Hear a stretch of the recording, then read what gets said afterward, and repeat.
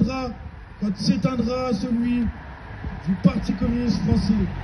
Le 2 septembre 1936, on a essayé d'emprisonner Missak pour sympathie avec l'URSS. Missak était un migrant comme ceux que beaucoup veulent laisser dans les mers. Et pourtant, il a donné sa vie pour notre République.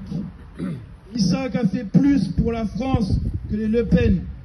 Chaque migrant d'aujourd'hui, peut-être le Missak de demain, ils ont été nombreux à être non-français, à se battre pour elle par choix, à souffrir pour elle par choix, et à mourir pour elle par choix.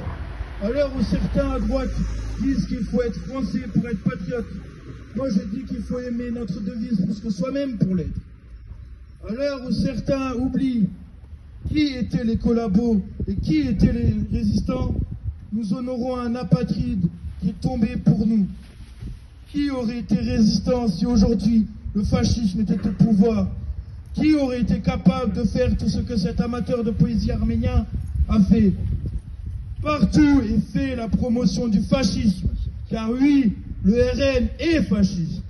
Les communistes, censurés, interdits, pourchassés, ont toujours su défendre l'intérêt de la patrie quand le fascisme était une grande menace pour elle.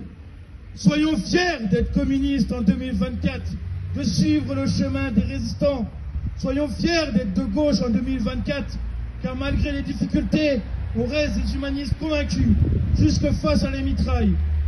Quand on me dit qu'est-ce qu'elle a fait la gauche pour la France, je réponds, elle a donné sa vie pour la République. À l'heure où on dit que les cheminots sont feignants, regardons dans le passé.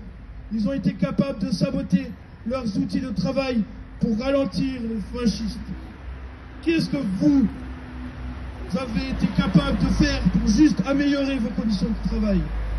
Étant petit-fils de résistants malgré nous et arrière-petit-fils de passeurs de juifs, je suis profondément attristé et médusé qu'on puisse voter ou défendre ceux qui portent des symboles nazis. Le fascisme n'est jamais arrivé au... Le fascisme n'y a jamais arrivé au pouvoir du jour au lendemain.